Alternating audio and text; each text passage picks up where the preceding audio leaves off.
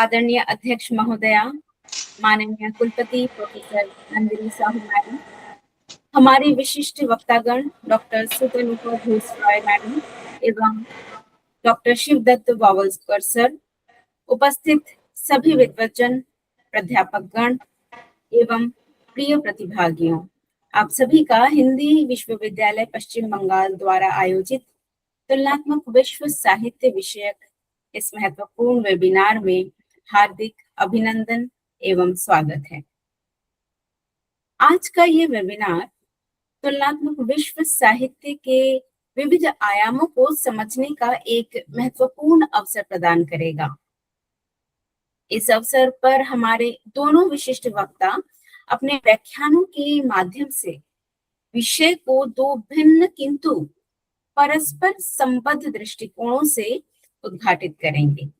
Doctor Sutanuka Ghosh madam अपने व्याख्यान Vande Mataram in comparative world literature, nation, motherhood and the poetics of anti colonial resistance के माध्यम से वंदे मातरम को राष्ट्र मातृत्व और औपनिवेशिक प्रतिरोध की काव्यात्मक अभिव्यक्ति के रूप में तुलनात्मक विश्व साहित्य के परिप्रेक्ष्य में विश्लेषित करेंगी। वहीं डॉक्टर शिवदत्त वावलकर सर भारतीय साहित्य तुलनात्मक परिप्रेक्ष्य विषय पर अपने विचार प्रस्तुत करते हुए भारतीय साहित्य की बहुभाषिक, बहुसांस्कृतिक और तुलनात्मक परंपराओं के विविध आयामों पर प्रकाश डालेंगे।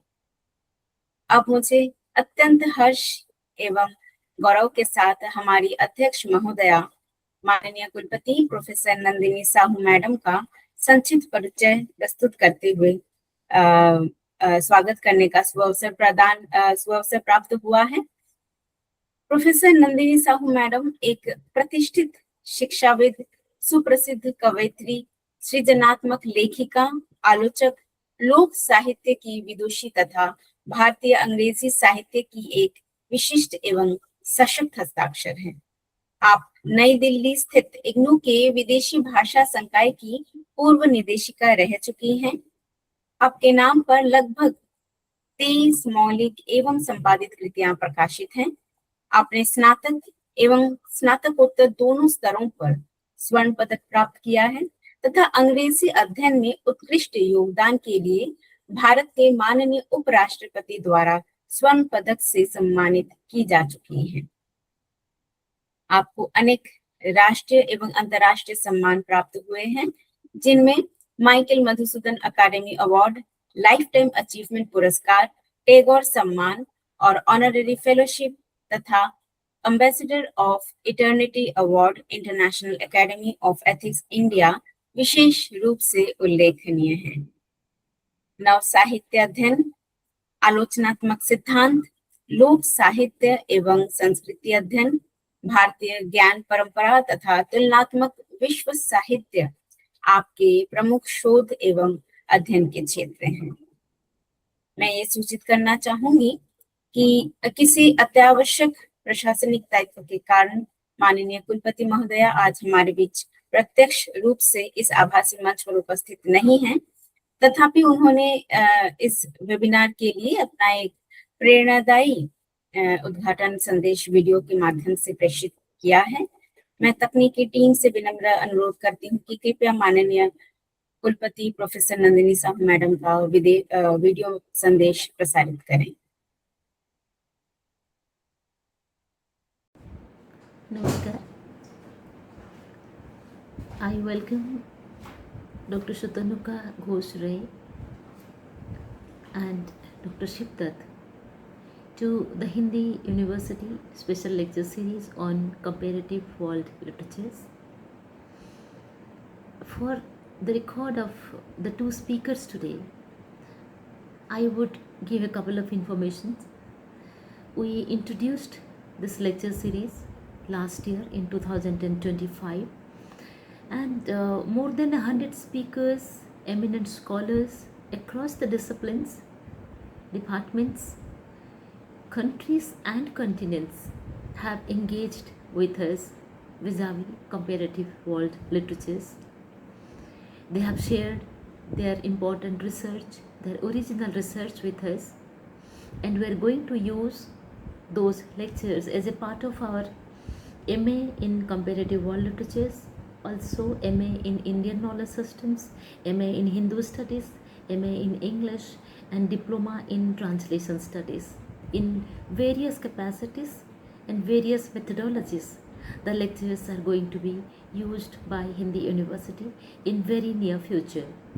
Right now, you can find all the lectures in the YouTube channel of Hindi University, West Bengal. Having said that, I would also be very happy to share a couple of things about the two speakers today.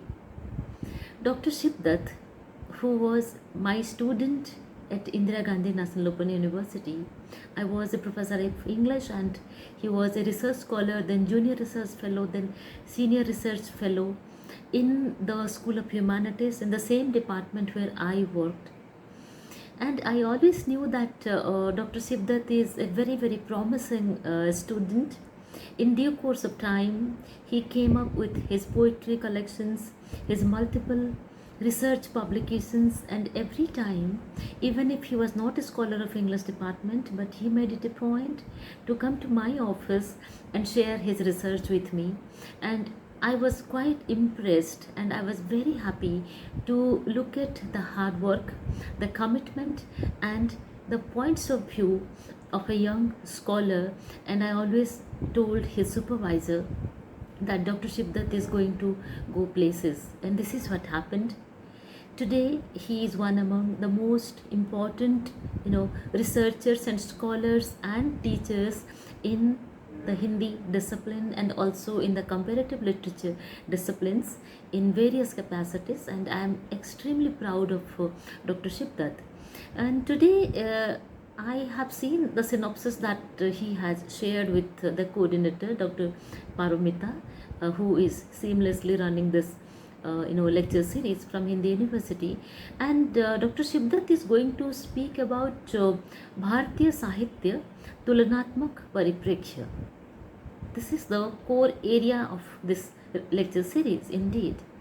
So probably he is going to talk about the ideas of the unity in diversity through the comparative hermeneutics. Comparative hermeneutics is very important. It's a theoretical background when we teach comparative literature in the departments, and in our case it's comparative world literatures. So the scope is even vast and the scope is even better. That's all I can put here. So Dr. Shibdat mentions that Indian literature should be viewed not exactly as a collection of isolated regional literatures. In fact, Hindi University being a university catering to the needs of various Indian languages and foreign languages, what better a lecture can we expect from one of our contributors? He looks at comparative world literature as an interconnected civilizational discourse. Comparative methodology, according to him, reveals the shared philosophical, aesthetic, and ethical foundations while respecting the linguistic plurality of India. And then, as I said, he is taking comparative literature beyond, Eurocentric comparative pedagogies. He is also talking about translation as a cultural negotiation. For him, translation is a linguistic transfer. At the same time, it is also a cultural mediation. Translation enables a dialogue among Indian languages.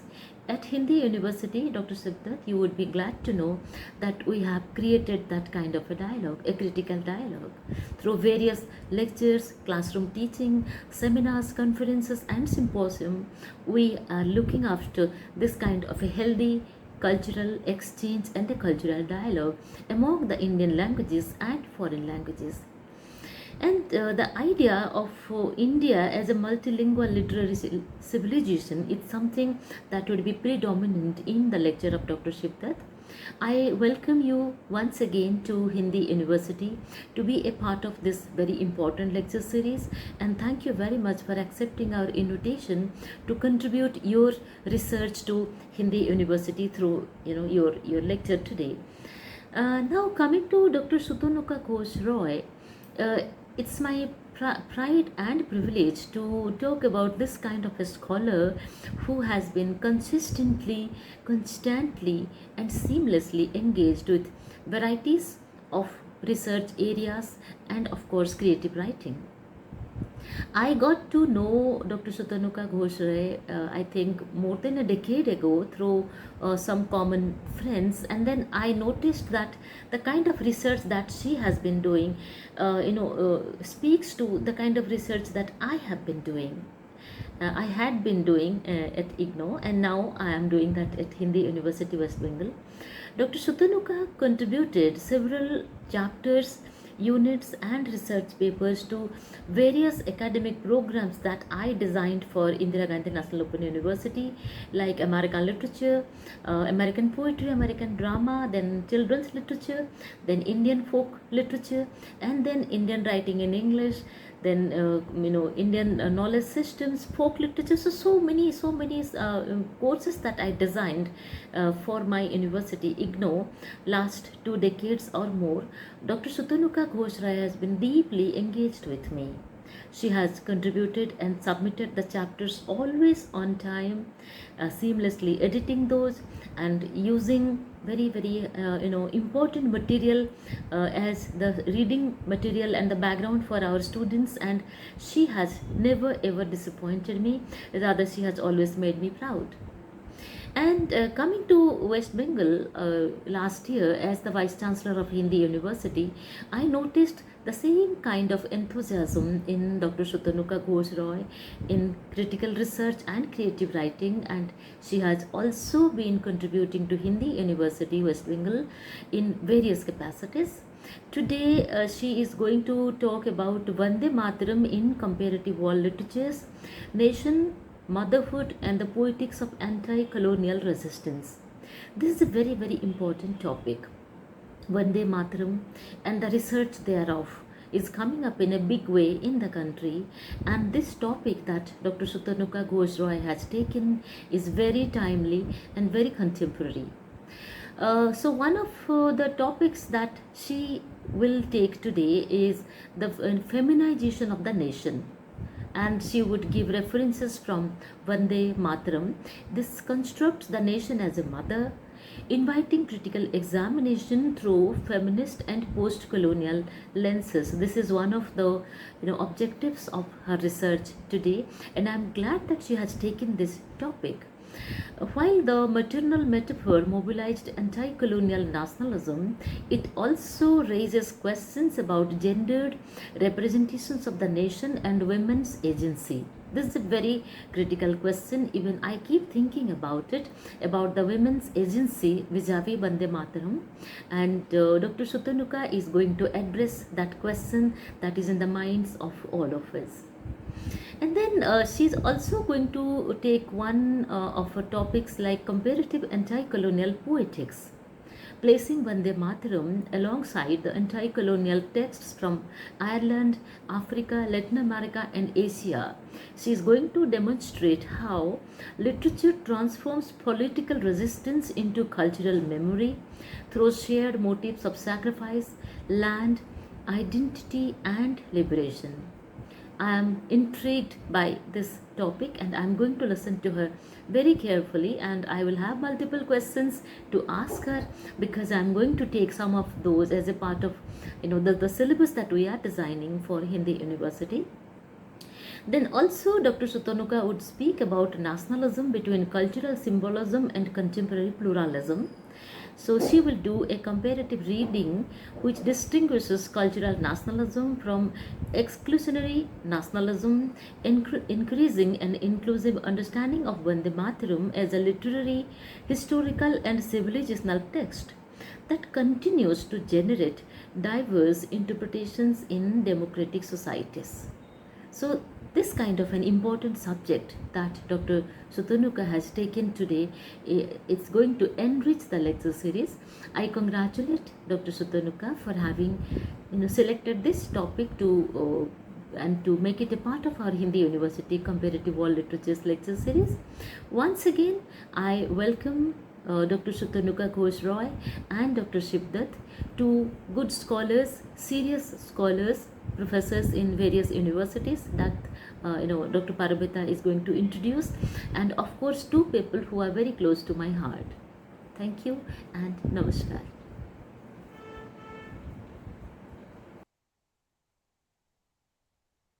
बहुत बहुत आभार ma'am, आपके इस प्रेरणादायी उद्घाटन संदेश के लिए हम आपके प्रति अपनी हार्दिक कृतज्ञता व्यक्त करते हैं। आज के इस वेबिनार के प्रथम विशिष्ट वक्ता का संक्षिप्त परिचय प्रस्तुत करते हुए मैं उनका हार्दिक स्वागत करना चाहूंगी।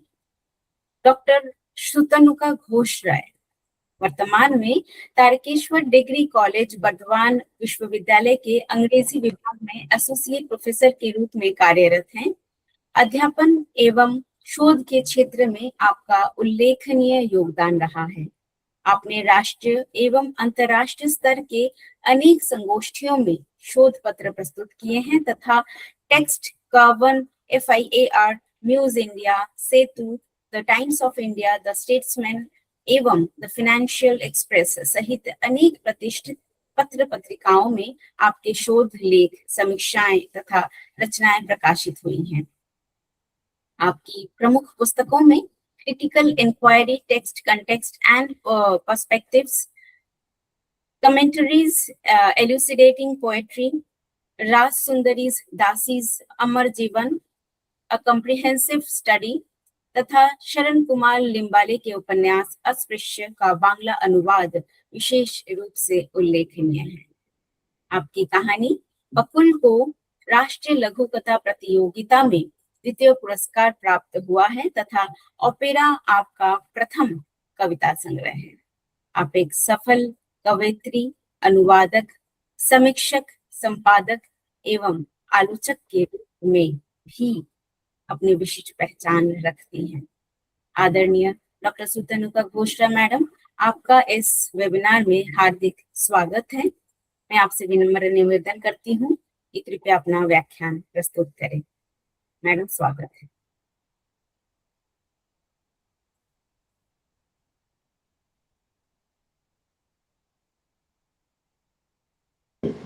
मैडम, आपकी आवाज म्यूट है।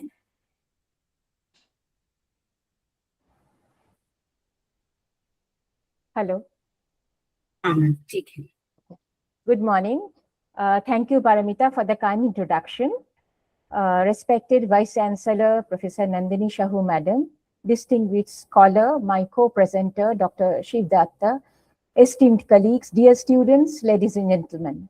It is a privilege to speak before you today on the topic Vande Mataram in comparative world literature, nation, motherhood, and the poetics of anti-colonial resistance.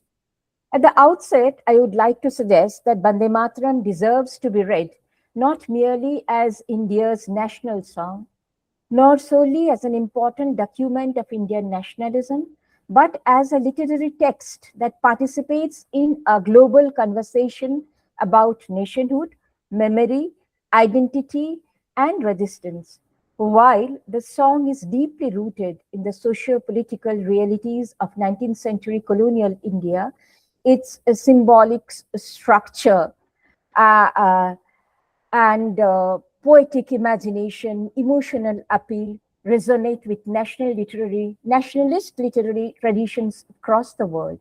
It is precisely this movement beyond national boundaries that constitutes the essence of comparative world literature. Comparative literatures, as scholars such as Susan Bassonnet and René Welleck have argued, is not simply the comparison of texts written in different languages. Rather, it is a discipline that examines how literary works travel across cultures, how ideas circulate beyond national borders, and how writers, separated by geography and history, often respond to similar human concerns. In an age of globalization, migration, and cultural interaction, literature increasingly transcends the boundaries of nation-state, inviting us to read texts within broader transnational and intercultural frameworks. Within this intellectual landscape, Vande Mataram occupies a unique position.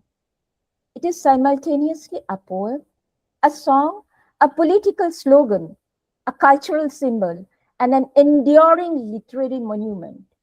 Like many influential texts of world literature, it has traveled far beyond its original context to become an emblem of collective memory. Its significance, therefore, lies not only in its role in India's freedom struggle, but also in the ways in which it exemplifies universal literary patterns: the personification of the nation, the sanctification of landscape, and the transformation of collective suffering into poetic expression. One of the most influential theoretical approaches to nationalism, we all know, comes from Benedict Anderson, who describes the nation as an imagined community. According to Anderson, members of a nation will never know most of their fellow citizens personally, yet they imagine themselves to belong to a shared community. Literature, newspapers, songs, and novels play a crucial role in creating this collective imagination. Vande Mataram exemplifies Anderson's insight. It does not define India through political institutions or administrative boundaries. Instead, it creates an emotional geography. Rivers, forests, harvests, moonlight, and fragrant breezes become symbols through which millions of people imagine themselves as belonging to one motherland. The poem thus constructs what Anderson calls an imagined community through the affective power of literature. Now, it is very important to examine the poem and to understand the the historical moment that gave birth to it. The 19th century witnessed profound changes in Bengal. The spread of English education, the growth of print culture, social reform movements, and the emergence of new forms of literary expression collectively produced what historians describe as the Bengal Renaissance. Figures such as Raja Ram Mohan Roy, Ishwar Chandra Vidyasagar, Michael Madhusudan Dutt, and later Bankim Chandra Chattopadhyay sought to redefine Indian society while responding creatively to the challenges posed by colonial modernity. Bankim Chandra, as we all know, occupies a unique place. Unlike many political leaders, he chose literature as his primary medium of intervention. As a novelist, essayist, and thinker, he recognized that political freedom required cultural awakening. A nation first had to imagine itself before it could aspire to political sovereignty. This insight culminated in Anandamath, which was published in 1882, set against the backdrop of the late 18th century Sannyasi rebellion. The novel explores the relationship between spirituality and political liberation. Within this narrative appears Vande Mataram, a hymn that gradually transcended its fictional setting to become one of the defining texts of Indian nationalism. Yet, to reduce the song to its historical function would be to overlook its extraordinary literary achievement. Unlike many patriotic compositions that celebrate military victories or heroic rulers, Vande Mataram begins with an invocation of nature. The motherland is described through rivers filled with water, fields rich with crops, gentle breezes scented with sandalwood, flowering trees, moonlight nights, and smiling landscapes. The imagery is sensuous rather than martial, lyrical rather than rhetorical. Having situated Vande Mataram within this theoretical framework of comparative world literature, we may turn to the text itself. A comparative reading reveals that Bankim Chandra's composition participates in a worldwide literary tradition of imagining the nation through powerful symbols. Yet while it shares certain features with European and other nationalist traditions, it also possesses a distinctive aesthetic and philosophical vision that is deeply rooted in the cultural imagination of the Indian subcontinent. We can, in this context, we remember how William Wordsworth has experienced nature, and how Walt Whitman celebrated the vast landscapes of the continent as embodiments of democracy. And we also remember Pablo Neruda in this context. He imagined mountains, rivers, and forests as repositories of historical memory. Now, Bankim Chandro's originality lies in fusing these natural images with the Indian cultural imagination. And one of the most striking features of Vande Mataram is its personification of the nature as mother. The opening invocation, Vande Mataram, I bow to thee. Vande Mataram, I bow to thee, mother, immediately establishes a relationship of reverence, intimacy, and gratitude. The mother is neither an abstract political entity nor a mere geographical territory. She is a living presence, as we know that all our mothers are. So here we find that she is a living presence whose rivers nourish, whose fields sustain, and whose beauty inspires devotion. The metaphor of the nation as a woman or mother has appeared in many literary cultures. In France, the allegorical figure of Marianne emerged during the French Revolution as the embodiment of liberty and republican ideals. In Britain, Britannia represents maritime strength, imperial confidence, and national endurance. Germany developed the image of Germania, while Russia has long cultivated the powerful symbol of Mother Russia, evoking sacrifice, suffering, and resilience. European allegorical figures often appear as, when we imagine the nation or the nature as the body of nation, we find that in European allegorical figures, they appear as queens, warriors, or classical goddesses. Bankim's Mother India, however, is inseparable from the landscape itself. She is not simply represented against nature, she is nature. I have tried a very far-fetched, transliteration of the text. She is the flowing rivers, she is the fertile fields, she is the cool southern breeze, she is the flowering trees, she is the moonlight night, she is the abundance of harvests. This remarkable fusion of geography and motherhood transforms patriotism into an ecological experience. Love for the nation becomes inseparable from love for the natural world. Modern eco-criticism enables us to appreciate the significance of this literary strategy. Long before environmental criticism emerged as a field of literary studies, Bankim Chandra imagined the nation as an ecological community rather than merely a political territory. The destruction of forests, rivers, or fields would therefore constitute not only environmental degradation, but also an injury to the mother itself. Certain understanding anticipates contemporary discussions of environmental ethics and sustainable citizenship. This intimate relationship between landscape and identity also appears in several major works of world literature. Just, the example of lines composed in a few miles above Tintern Abbey is coming to my mind, where the rivers, the valleys, and mountains become repositories of memory and identity. Nature is not decorative, it shapes human consciousness. And one of the most distinctive aspects of Vande Mataram is its blending of the sacred and the political. The mother gradually assumes attributes associated with Durga, Lakshmi, and Saraswati. This literary strategy has often generated debate, yet from the perspective of comparative literature, it may be understood as part of a broader phenomenon in which nations draw upon religious imagery to construct collective identity. European nationalism likewise employed biblical narratives, saints, and sacred symbols.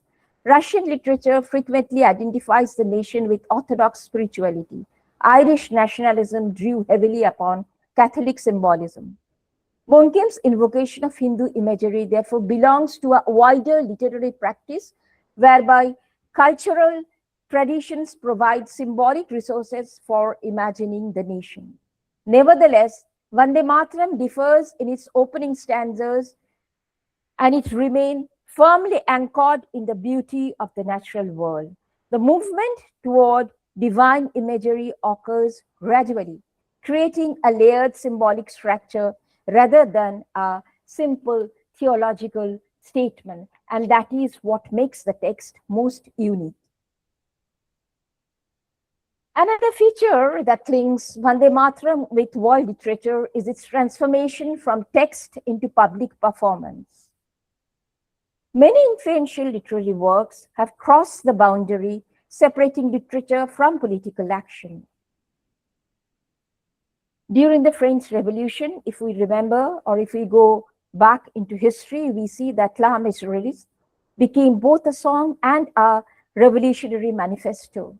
In South Africa, Nyoski Sekel E Africa evolved into a hymn of resistance against apartheid.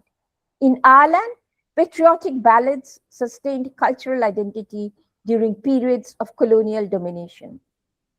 Similarly, Vande Mataram escaped the confines of the printed page. It was sung in the public meetings, as even today we are singing, student gatherings, and nationalist demonstrations. During the Swadeshi movement following the partition of Bengal in 1905, the phrase Vande Mataram became a rallying cry for those seeking self-rule.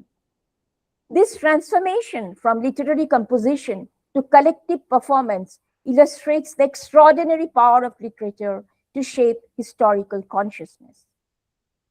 So we find that our comparative reading has revealed that Vande Mataram participates in a rich international tradition of literary nationalism while retaining a uniquely Indian aesthetic ground in the interrelationship of landscape, motherhood, and spiritual imagination. Yet no influential work remains untouched by reinterpretation. In the 20th and 21st centuries, Vande Mataram has been revisited through the lenses of post-colonial theory.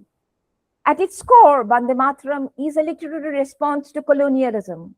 Although it predates the organized mass movements of the 20th century, it anticipates the emotional and cultural foundations of anti-colonial nationalism. The song gave Indians not merely a slogan, but a language of belonging. By addressing the nation as mother, Bankim Chandra transformed patriotism into an ethical relationship rooted in affection, gratitude, and sacrifice.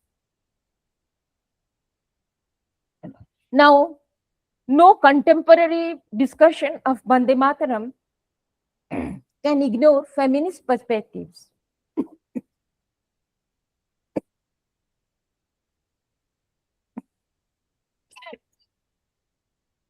Sorry.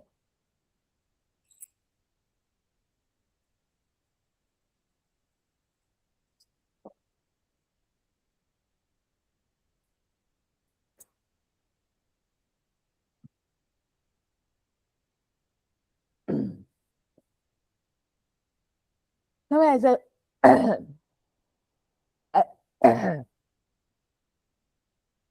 allow me a minute.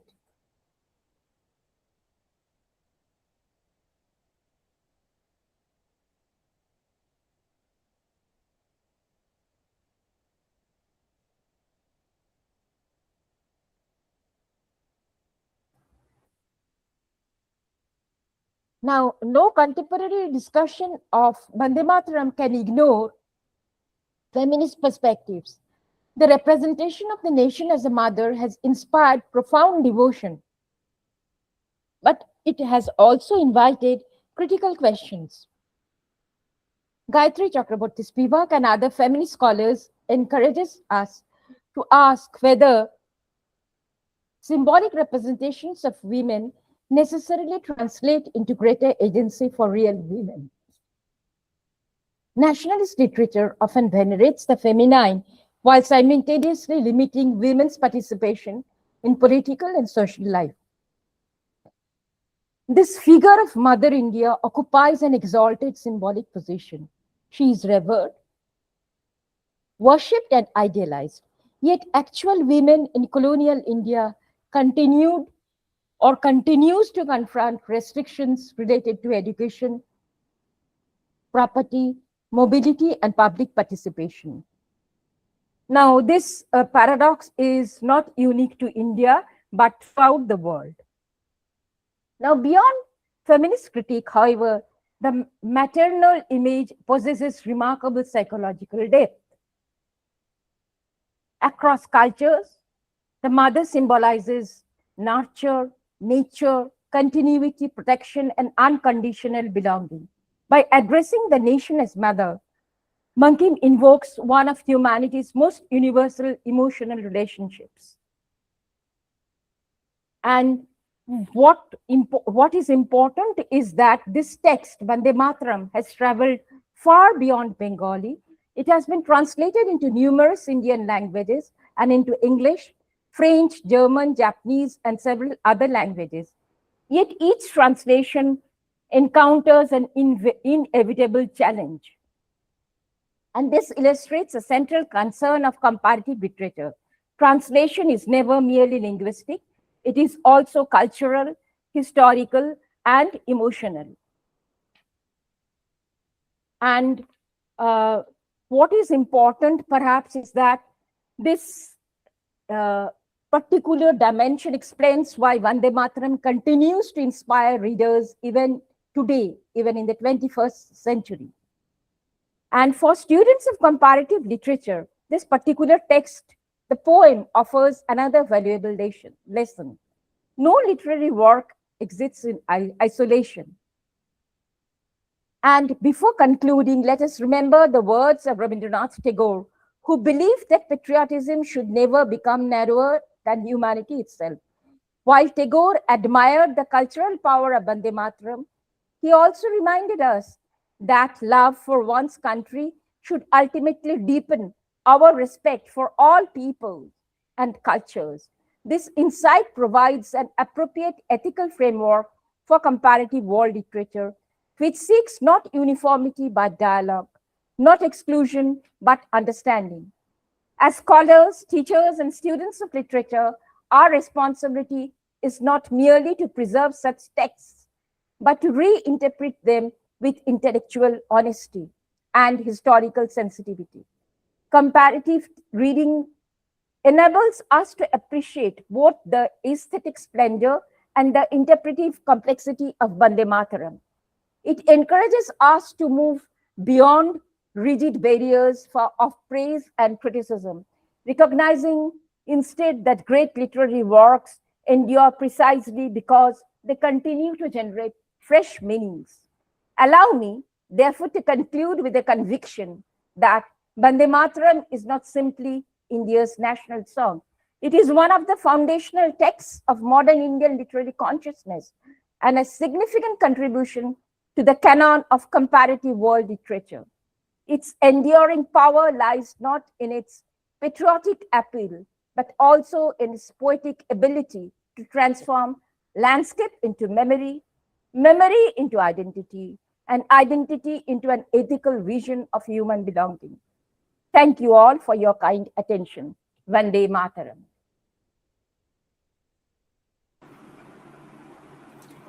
Vande Mataram ma'am,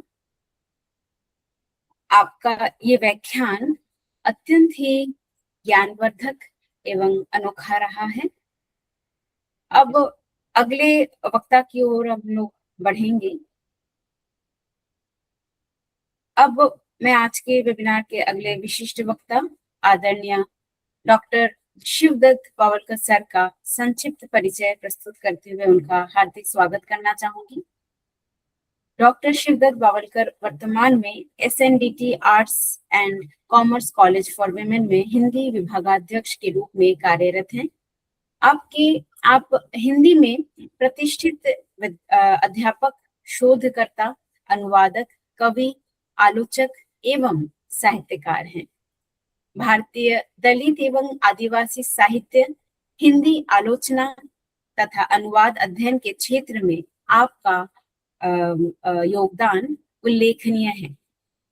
आपको ICSSR नई दिल्ली की प्रतिष्ठित post doctoral research fellowship प्राप्त हुई।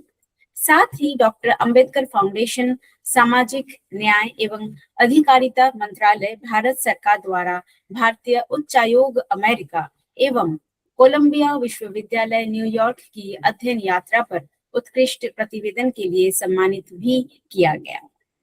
आप दक्षिणापथ पत्रिका के संपादकीय मंडल के सदस्य तथा भारतीय हिंदी प्राध्यापक परिषद के आजीवन सदस्य हैं।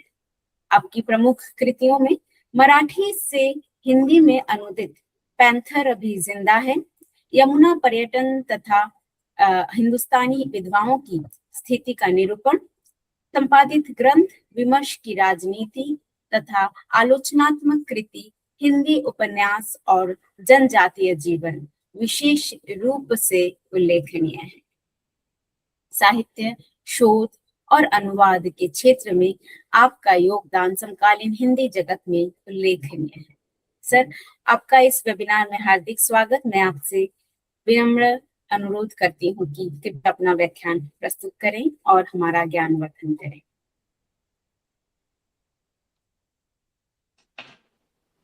परिचय के लिए बहुत बहुत धन्यवाद रोमिता मैम।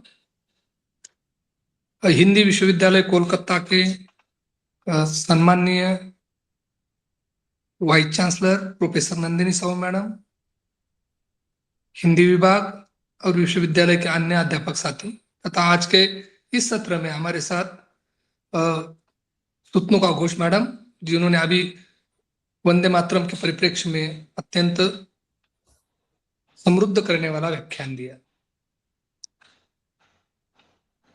सबसे पहले तो मैं आपका आभार व्यक्त करूंगा कि आप लोगों ने मुझे आमंत्रित किया और इस भारतीय साहित्य तुलनात्मक परिप्रेक्ष्य इस विषय पर अपना व्याख्यान देने के लिए आमंत्रित किया।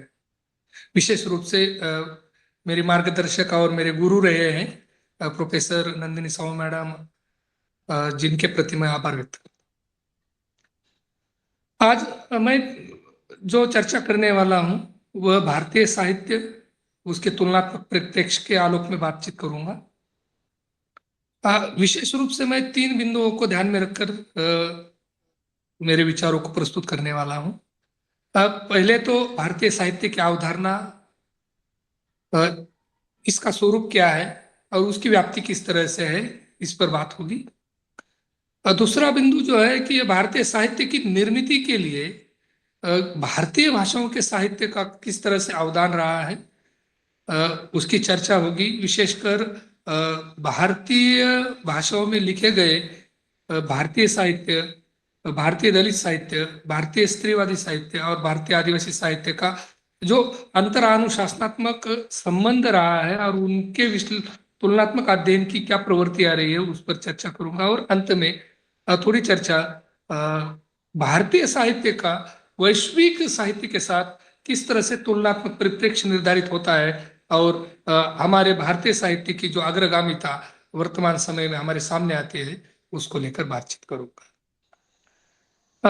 सबसे पहले बात तो यह है कि भारतीय साहित्य जो है यह भारत की संपन्नता का साहित्य है। यह इस रूप में है क्योंकि भारत बहुभाषीय और बहुसांस्कृतिक विविधता वाला देश है, जहां विविध भाषाओं, संस्कृतियों, धर्मों, लोक परंपराओं तथा जीवन दर्शन की एक समन्वित परंपरा दिखाई देती है और इसी के अनुरूप हुई साहित्यिक अभिव्यक्ति का भी हमारे सामने एक स्वरूप विकसित होता हुआ दिखाई देता है। मतलब भारतीय साहित्य किसी एक भाषा या क्षेत्र का साहित्य नहीं है, बल्कि भारत की सभी भाषाओं, जिसमें संस्कृत, पाली, प्राकृत, अपभ्रंश, हिंदी, उर्दू, बांग्ला, मराठी, तमिल, तेलुगु, कन्नड़, मलयालम, गुजराती, पंजाबी, असमिया, उड़िया, कश्मीरी आदि में रचित साहित्य जो है वह व्यापक रूप में हमारे सामने आता है। और इन सभी भाषाओं के साहित्य में भारतीय संस्कृति, मानवीय संवेदना, आध्यात्मिकता, सामाजिक चेतना, राष्ट्रीय एकता की समान धारा प्रवाहित होती हुई दिखाई देती है। और इस आलोक में अगर हम देखेंगे तो भारतीय साहित्य की अवधारणा अनेकता में एकता के सिद्धांत पर आधारित अवधारणा है, जिसमें भाषा, प्रदेश, अभिव्यक्ति में विविधता होने के बावजूद भी जीवन मूल्य समान रूप से दिखाई देते हैं। भारतीय साहित्य में सत्य, अहिंसा, करुणा, सहिष्णुता, समन्वय, लोक मंगल, धर्म, मानवता और विश्व बंधुत्व जैसे आदर्श संवाद के रूप में दिखाई देते हैं। यह साहित्य वैदिक साहित्य से लेकर आधुनिक साहित्य और वर्तमान समय के समकालीन साहित्य तक विस्तारित साहित्य है। इस भारतीय साहित्य की कुछ विशेषताएं अगर आप देखेंगे तो उसमें मैं बिंदुवार बात करूंगा, क्योंकि कम समय में बात ज्यादा करनी है। तो उसमें सांस्कृतिक एवं भाषाई विविधता का विचार सामने आता है।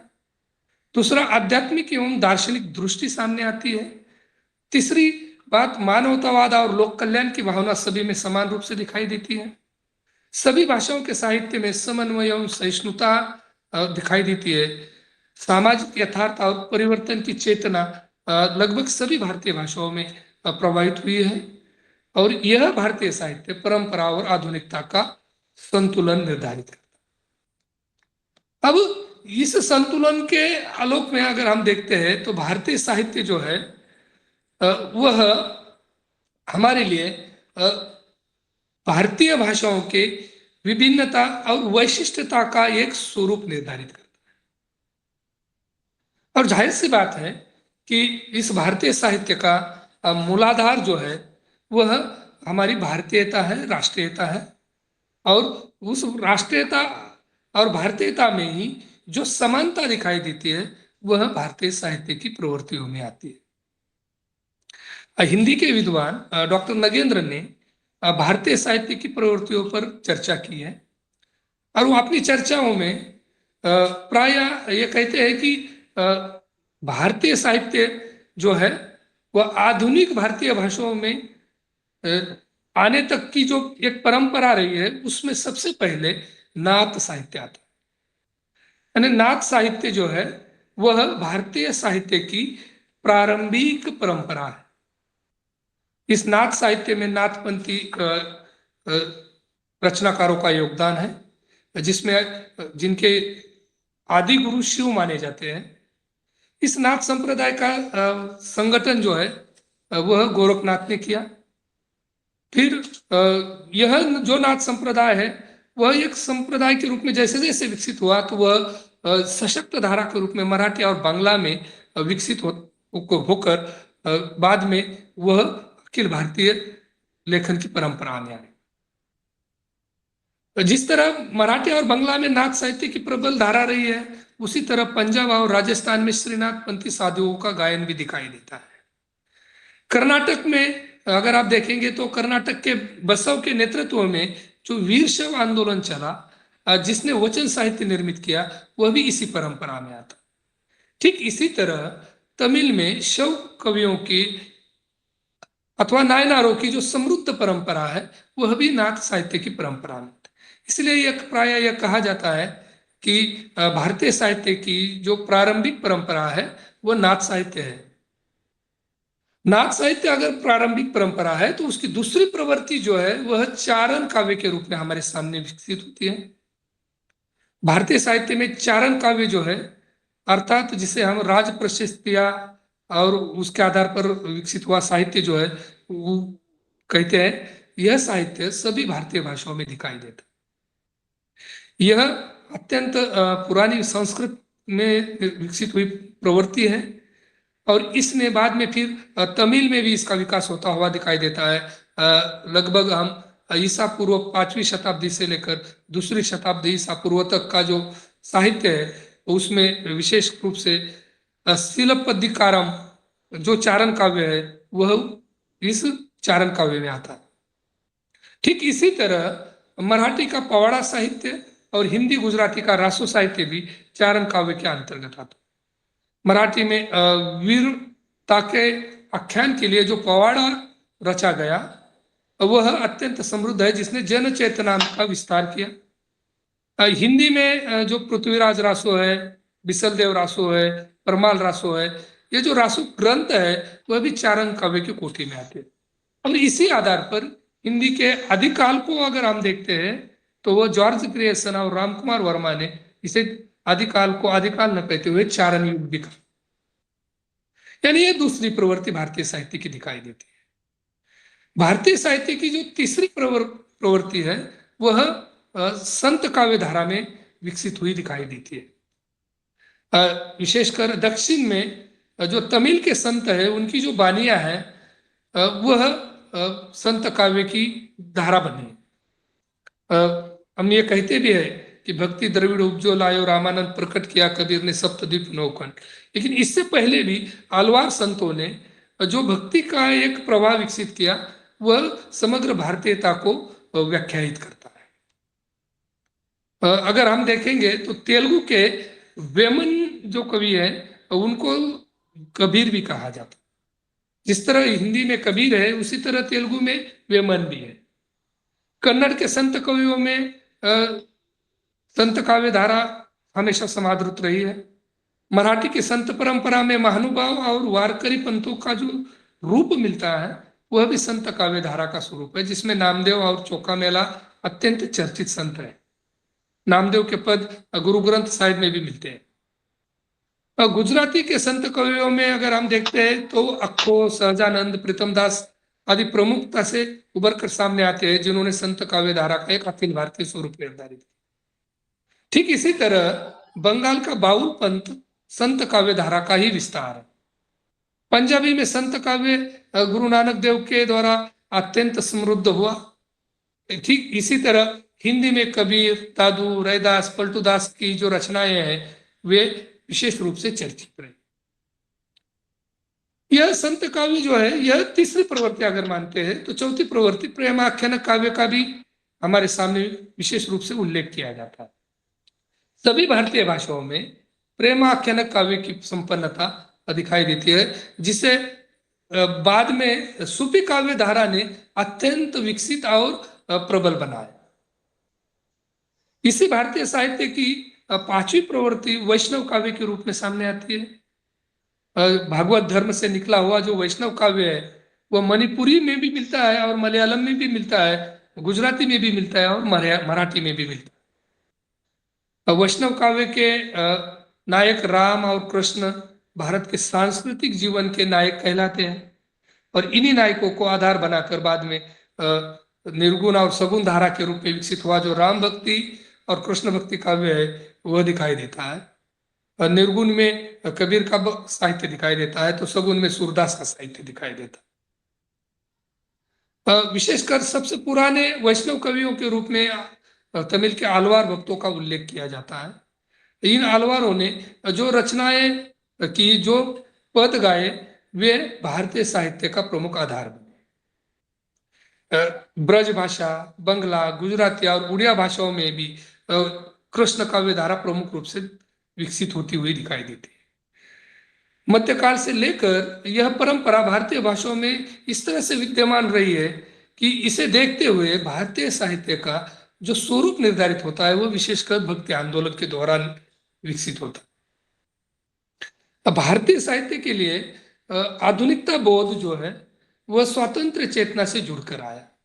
हम देखते हैं कि 1857 के स्वाधीनता संग्राम ने जो प्रभाव लगभग सभी भारतीय भाषाओं पर डाला उसका गहरा असर भारतीय साहित्य पर निर्धारित हुआ और इससे भारतीय साहित्य बहुलतावादी दृष्टिकोण से विकसित हुआ दिखाई देता है। यह माना जाता है कि भारतीय साहित्य के अभी तक के 4 आधुनिक समय से 4 पड़ाव दिखाई देते हैं, जिसमें पुनर्जागरण का साहित्य, राष्ट्रीय सांस्कृतिक भावना का साहित्य, रोमानी सौंदर्य दृष्टि का उन्मेष करने वाला साहित्य और साम्यवादी सामाजिक चेतना का। और यह जो परिप्रेक्ष्य निर्धारित हुआ है, निर्मित हुआ है, उसके लिए अनुवाद ने विशेष भूमिका निभाई। अब भारत में जो अनुवाद की एक परंपरा रही, उसने जिस साहित्य का विकास किया है वह हमारे लिए भारतीय साहित्य कहलाता। और इसी भारतीय साहित्य पर सामाजिक सांस्कृतिक आंदोलनों का भी विशेष रूप से प्रभाव रहा। विशेषकर हमारी जो भारतीय संस्कृति है और सामाजिक संरचना है, इस पर पहले पहल बौद्ध आंदोलन का व्यापक और गहरा असर पड़ा। बौद्ध साहित्य और दर्शन ग्रंथों की रचना पाली में हुई और पाली में विकसित हुए इस साहित्य ने जन चेतनाओं को अत्यंत अलग रूप में प्रभावित ही नहीं किया, बल्कि उसको बदला भी।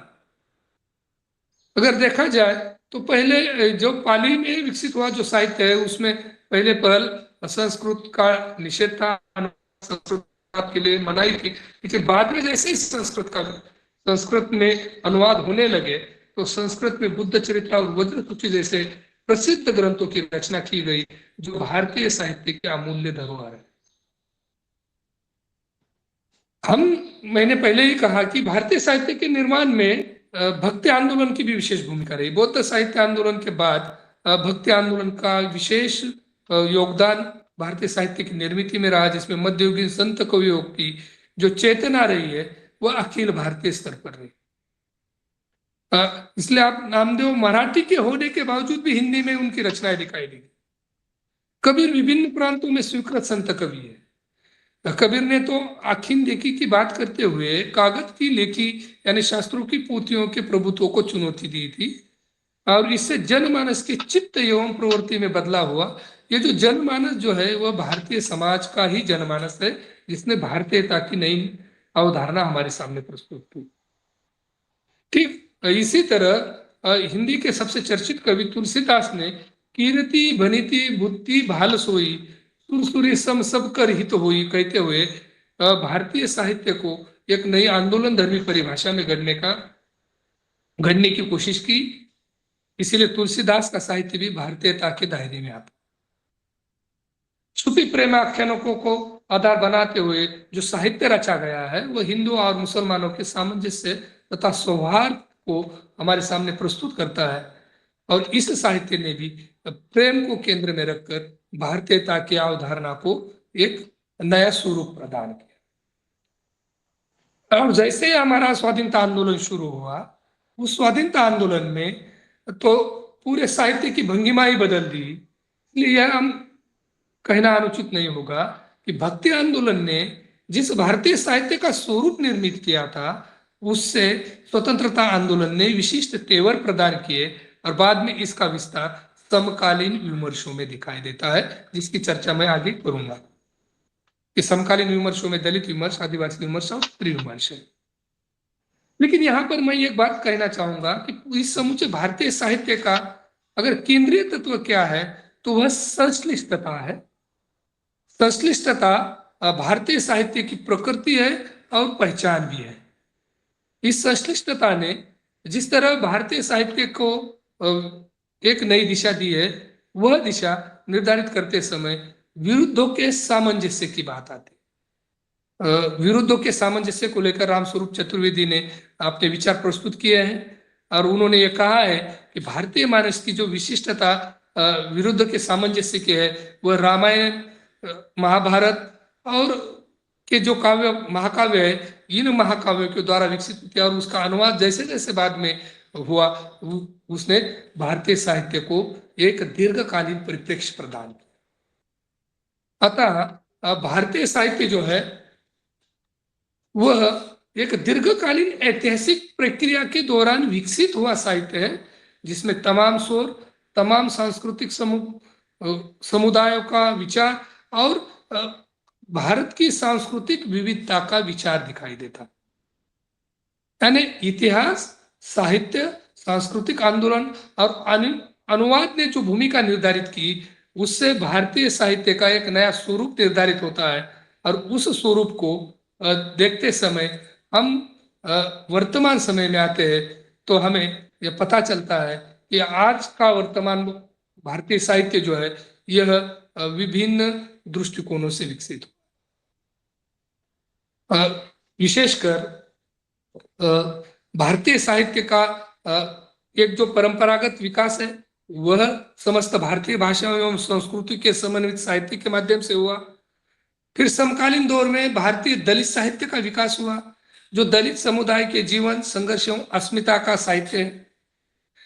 इसी दौर में फिर समकालीन दौर में आदिवासी साहित्य का विकास हुआ, जिसने आदिवासी जीवन, संस्कृति एवं प्रकृति केंद्रित जीवन दर्शन का विकास किया।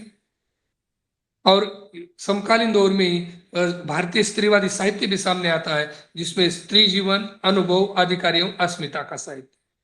अगर इस परिप्रेक्ष्य में देखते हैं तो भारतीय साहित्य की जो अवधारणा है वह विभिन्न स्वरूपों को ग्रहण करते हुए विकसित होती है, जिसमें दलित साहित्य भी शामिल है, जिसमें आदिवासी साहित्य भी शामिल है, जिसमें स्त्रीवादी साहित्य भी शामिल है। और इस साहित्य का जो प्रमुख उद्देश्य है वह समेकित रूप में मानवता, संस्कृति, राष्ट्रीय एकता एवं लोक मंगल की भावना है। सामाजिक न्याय, समानता एवं जाति प्रभुत्व के उन्मूलन का विचार है। आदिवासी साहित्य संस्कृति का संरक्षण एवं उसके अधिकारों की रक्षा की बात करता है। स्त्रीवादी साहित्य स्त्री समानता, स्वतंत्रता और आत्मसम्मान की स्थापना करता है। यह उद्देश्य भारतीय साहित्य का है। इसके प्रमुख विषयों में अगर आप देखेंगे तो धर्म, दर्शन, प्रेम, प्रकृति, समाज, संस्कृति और राष्ट्र के हितों की बात आती है। दलित साहित्य में अस्मिता और प्रतिरोध का विचार आता है। आदिवासी साहित्य में जल, जंगल, जमीन के और विस्थापन का विचार है, पर्यावरण के संरक्षण की बात है। और स्त्रीवादी साहित्य स्त्री अधिकारों के, आत्मनिर्णय के और लैंगिक असमानता की बात करता है। इसीलिए हम यह भी कह सकते हैं कि भारतीय साहित्य की जो निर्मिति होती है वह आत्म केंद्रित प्रवृत्ति के आधार पर भले ही होती हो, लेकिन उसका विस्तार जो है वह सार्वकालिक है। भारतीय साहित्य की जो मूल संवेदना हमारे सामने आती है वह समन्वय और सौहार्द की संवेदना है। और यह समन्वय और सौहार्द की संवेदना हमें अभिव्यक्ति के स्वर पर दिखाई देती है। जो अभिव्यक्ति का स्वर है वह विभिन्न रचनाकारों की रचनाओं में दिखाई देता है। इस रूप में भारतीय साहित्य की एक समृद्ध परंपरा मानव जीवन के हितार्थ और समाज के यथार्थ को अभिव्यक्त करते हुए विकसित हुई है।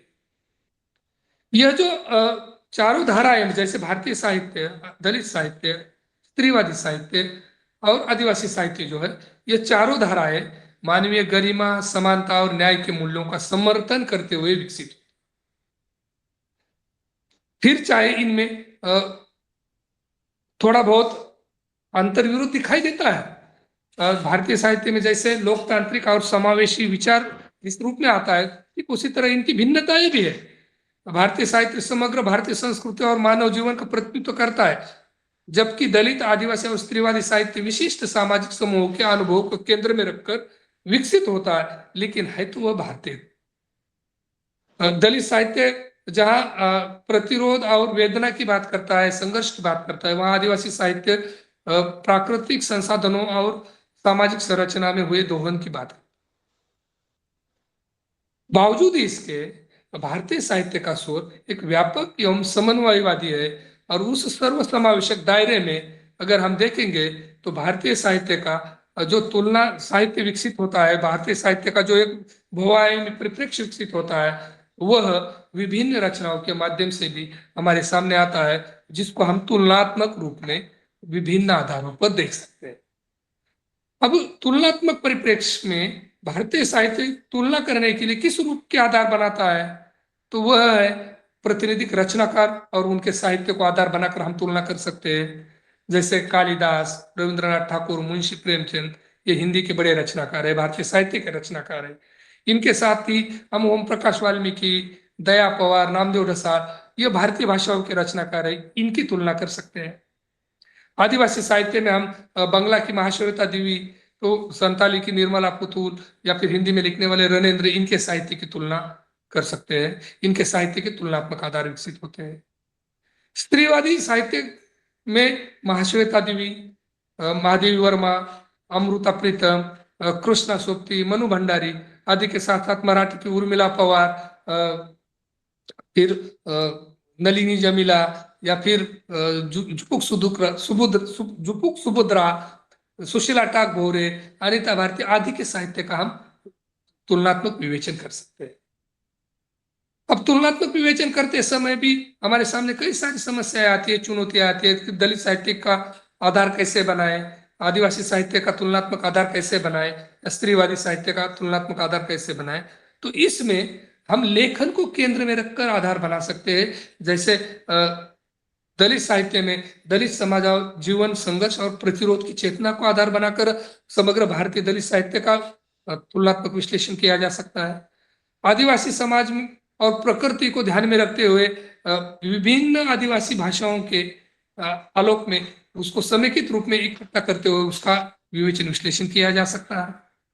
स्त्रीवादी अनुभवों को और जीवनानुभव की जो अभिव्यक्ति प्रतिरोध तक पहुंची हुई है, या फिर समन्वय और सौहार्द की भावना से विकसित होने वाली जो वैचारिकी है, उसको आधार बनाकर भी हम स्त्रीवादी साहित्य का तुलनात्मक स्वरूप गढ़ सकते हैं।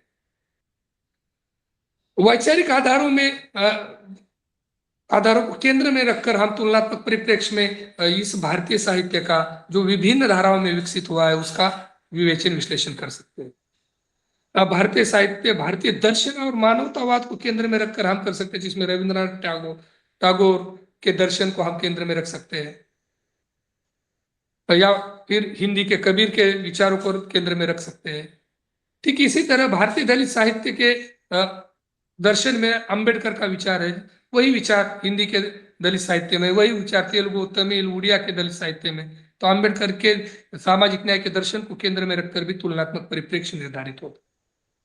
आदिवासी जीवन दर्शन और पर्यावरणीय चेतना को केंद्र में रखकर एक तुलनात्मक परिप्रेक्ष्य निर्धारित हो सकता है। और स्त्रीवादी साहित्य एवं लैंगिक समानता के भाव और असमानता के बिंदुओं को ध्यान में रखकर भी हम तुलना कर सकते हैं।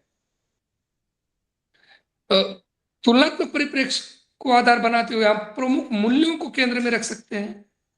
प्रमुख मूल्यों की प्रवृत्तियों को केंद्र में रखकर हम समानता, आत्मसम्मान, भाईचारा को ध्यान में रखकर साहित्य की एक नई परिभाषा गढ़ सकते हैं। या फिर साहित्यिक योगदान को ध्यान में रखते हुए हम अस्मिता, अस्तित्व और सामुदायिक चेतना के आलोक में भारतीय साहित्य को हम नए आधारों पर विकसित कर सकते हैं। अगर हम एक सूची बनाते हैं तो तुलनात्मक साहित्य के जो आधार है वह प्रतिनिधि रचनाकार हो सकते हैं, लेखन का केंद्रीय तत्व हो सकता है, प्रमुख सरोकार हो सकते हैं, अभिव्यक्ति के स्वरों को ध्यान में रखते हुए भी तुलनात्मक परिप्रेक्ष्य विकसित होता है, हम उस रूप में भी तुलनात्मक परिप्रेक्ष्य को विकसित कर सकते हैं। वैचारिक आधारों को केंद्र में रखकर समग्र भारतीय साहित्य की व्याख्या की जा सकती है। प्रमुख संघर्षशील जो मुद्दे हैं उनको ध्यान में रखकर भी तुलनात्मक परिप्रेक्ष्य निर्धारित होता है। प्रमुख मूल्यों को ध्यान में रखकर विकसित होता है। साहित्यिक योगदान को हम केंद्र में रखकर भी तुलनात्मक आधार निर्धारित कर सकते हैं। सामाजिक प्रभाव को ध्यान में रखते हुए भी भारतीय साहित्य का तुलनात्मक परिप्रेक्ष्य निर्धारित किया जाता है।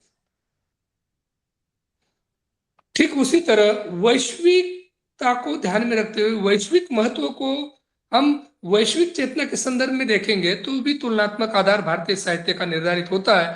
इसमें भारतीय संस्कृति का वैश्विक परिचय, मानवाधिकार और सामाजिक समानता का विमर्श, पर्यावरणीय चेतना और सांस्कृतिक विविधता का विमर्श, या फिर जेंडर समानता और महिला अधिकारों का वैश्विक विमर्श, इन बिंदुओं को ध्यान में रखकर भी तुलनात्मक विश्लेषण के आधार बिंदु निर्धारित किए जा सकते।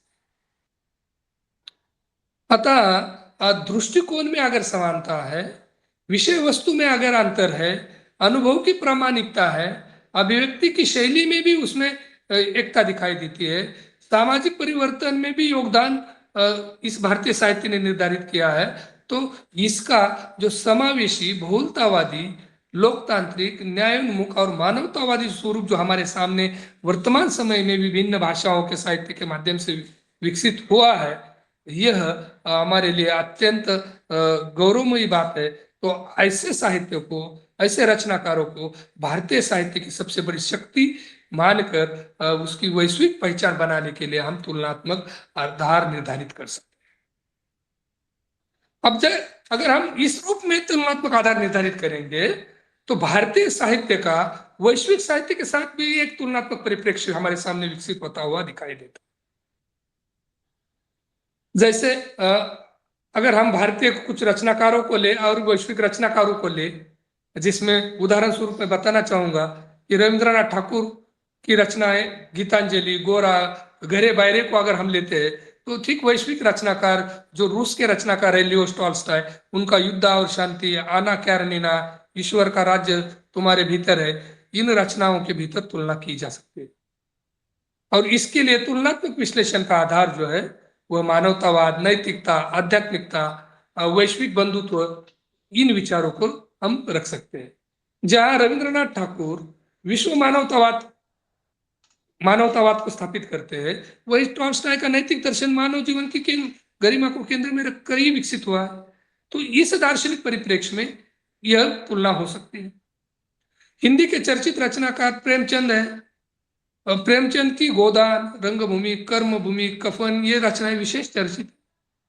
इसी तरह इंग्लैंड के एक रचनाकार है चार्ल्स डिकेंस, उनकी ओलिवर ट्विस्ट, कठिन समय, बड़ी आशाएं आदि रचनाएं हिंदी में अनुदित है।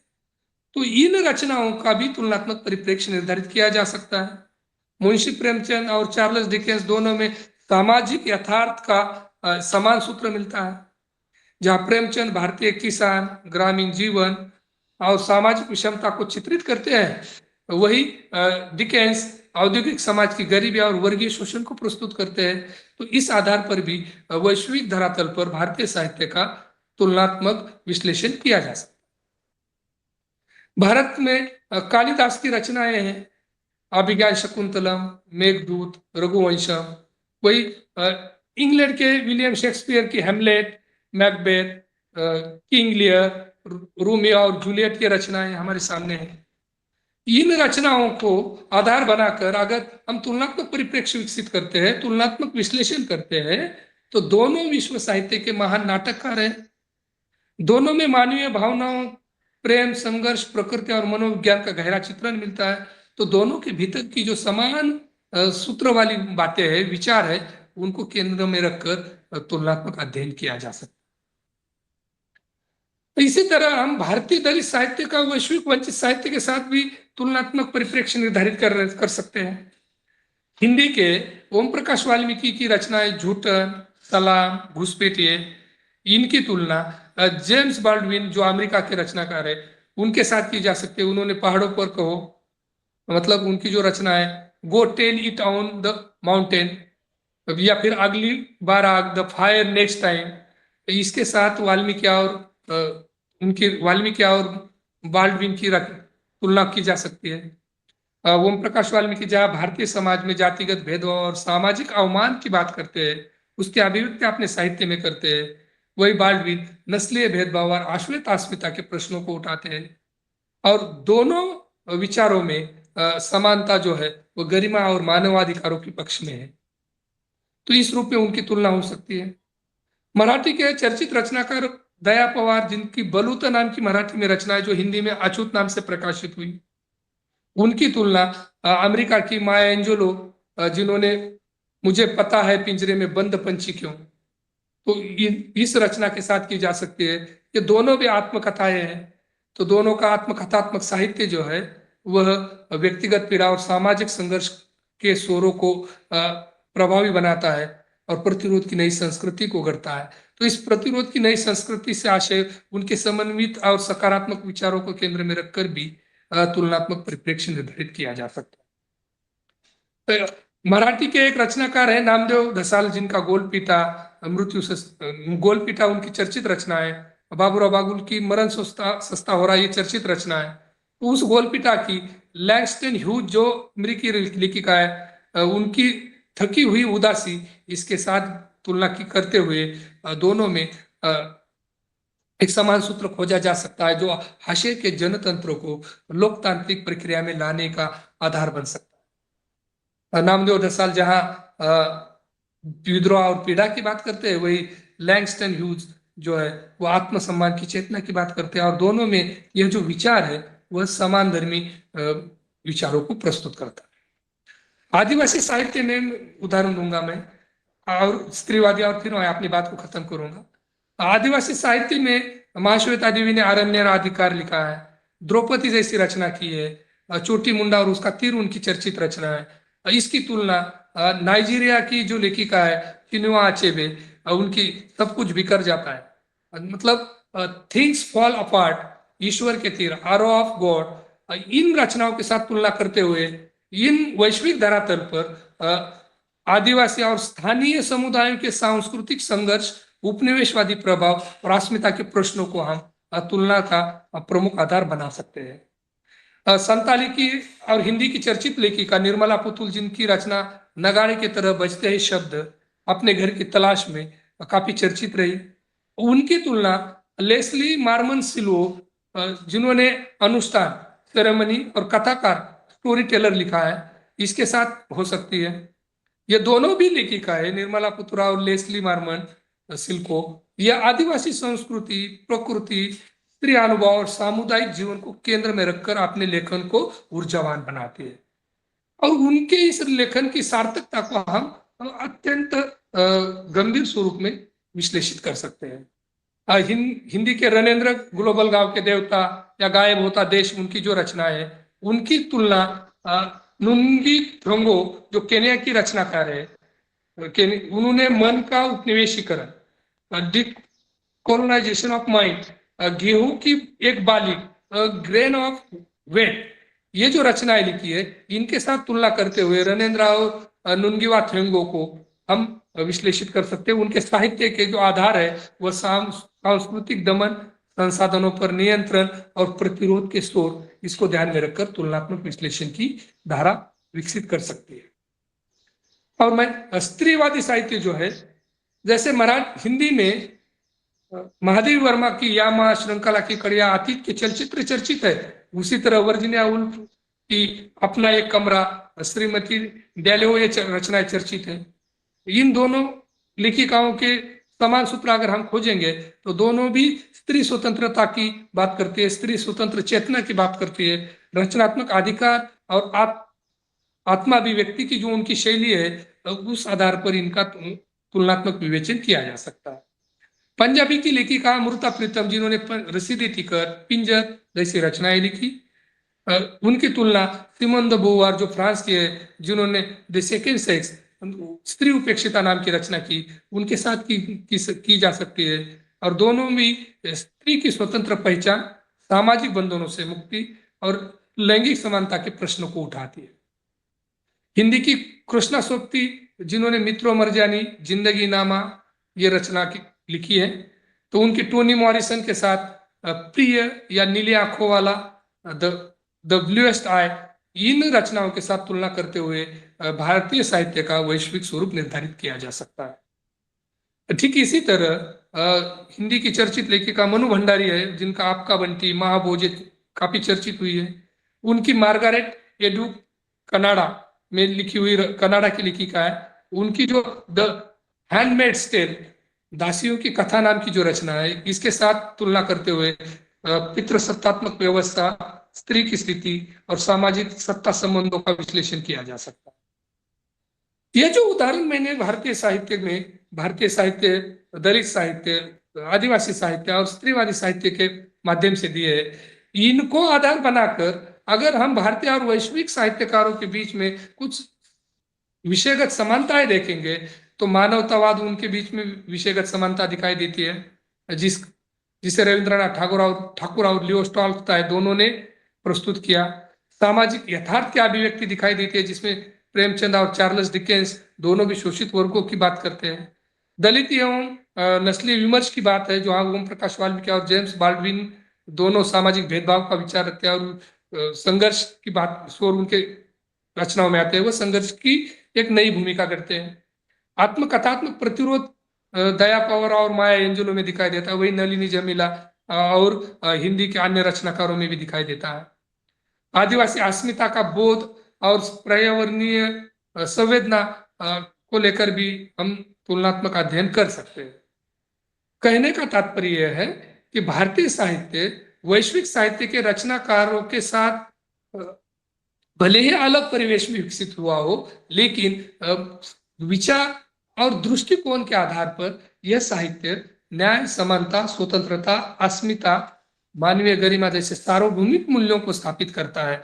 और यही सार्वभौमिकता भारतीय एवं वैश्विक साहित्य के लिए संवाद का माध्यम बन सकती है। और यह संवाद का माध्यम किस तरह से बनेगी, उसी के आधार पर हम भारतीय साहित्य का एक नया स्वरूप विकसित करेंगे।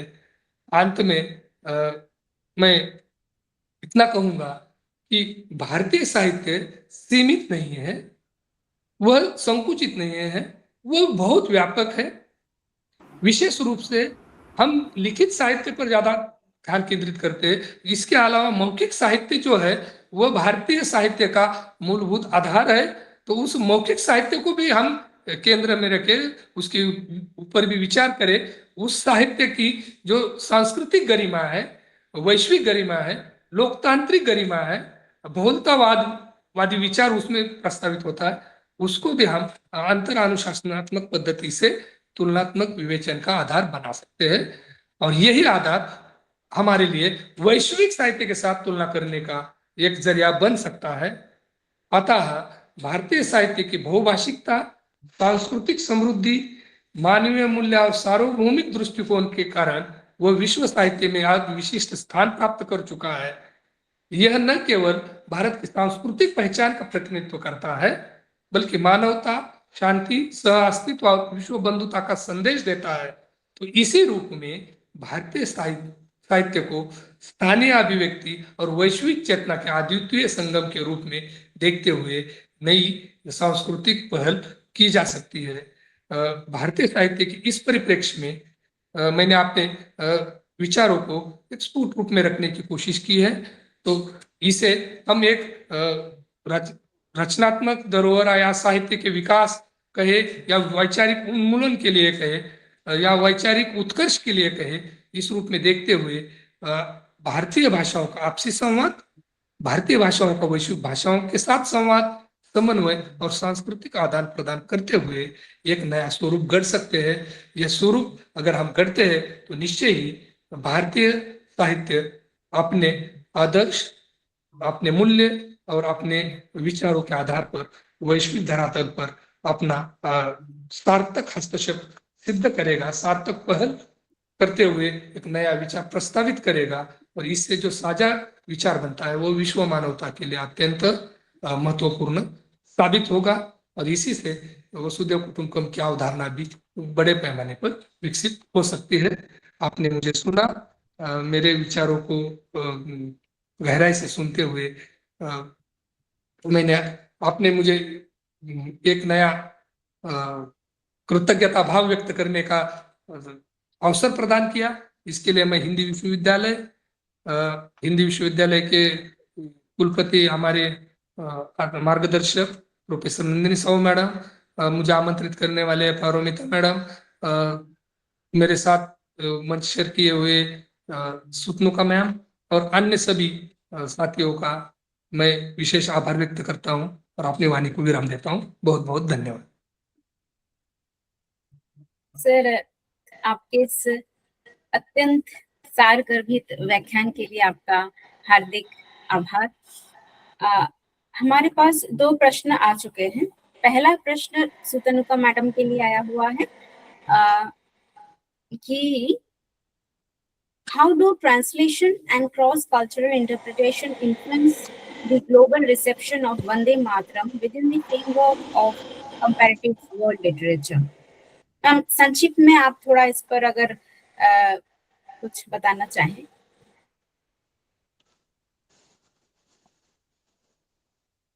मैम, आपकी आवाज नहीं आ रही है।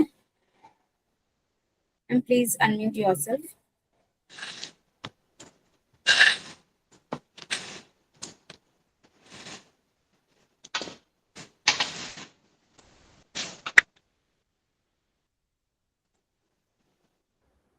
Am I audible now?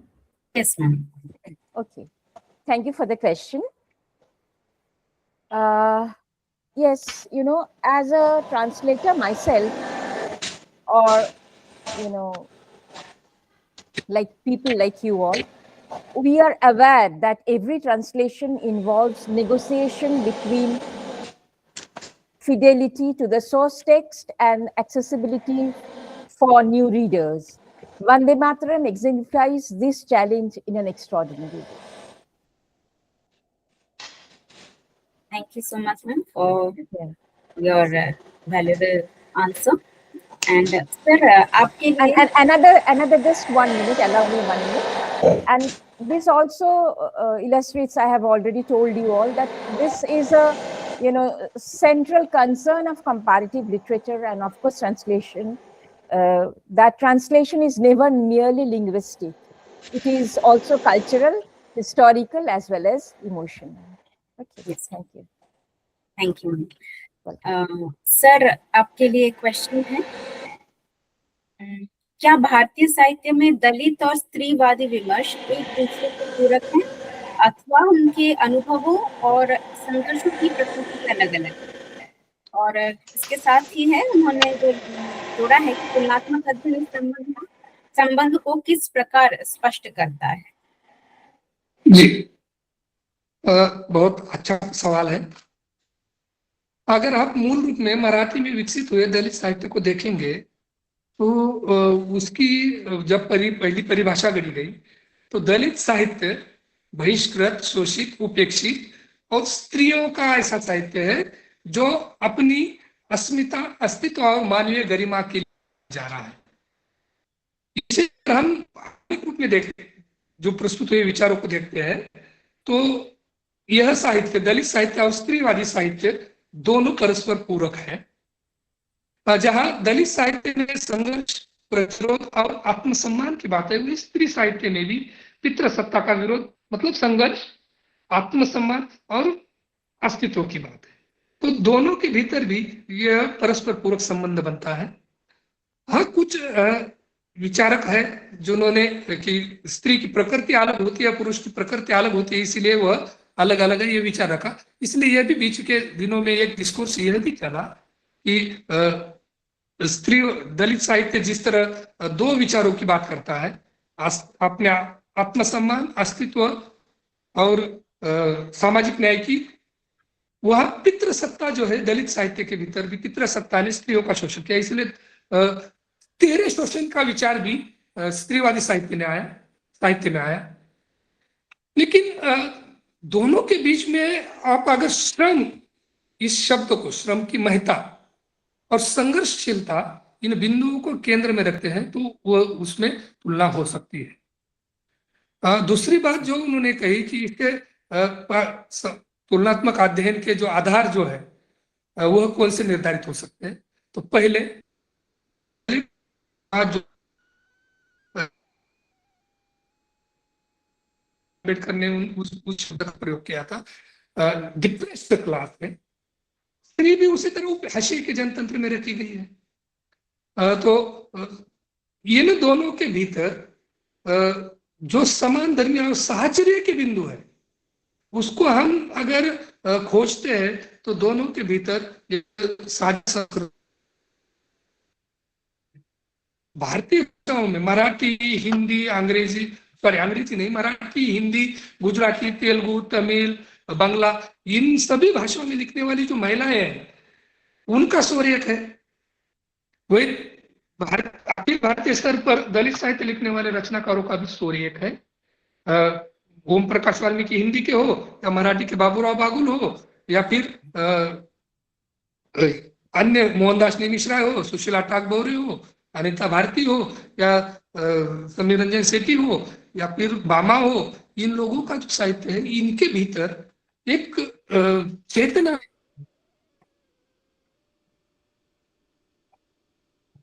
है, सकारात्मक सर, जिन लोगों ने उन लोगों करते हुए इनका विश्लेषण किया है। बहुत बहुत आभार सर।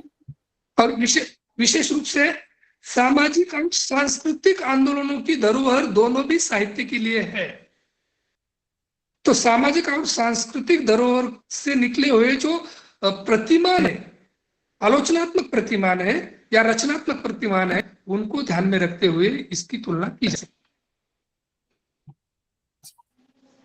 बहुत बहुत धन्यवाद सर। अब आज का ये वेबिनार हमारे दोनों विशिष्ट वक्ताओं के विचारोत्तेजक व्याख्यानों तथा आप सभी की सक्रिय सहभागिता के कारण अत्यंत सार्थक एवं सफल रहा। अब कार्यक्रम के समापन की ओर बढ़ते हुए मैं आज के इस महत्वपूर्ण वेबिनार में उपस्थित सभी अतिथियों एवं प्रतिभागियों के प्रति अपनी हार्दिक कृतज्ञता व्यक्त करना चाहूंगी। सर्वप्रथम मैं हमारी आदरणीय अध्यक्ष महोदया माननीय कुलपति प्रोफेसर नंदिनी साहू मैडम के प्रति सादर आभार व्यक्त करती हूँ। हमारे दोनों विशिष्ट वक्ताओं डॉक्टर सुतनुका घोष रॉय मैडम तथा डॉक्टर शिवदत्त वावलकर सर के प्रति अपनी हार्दिक कृतज्ञता व्यक्त करती हूँ।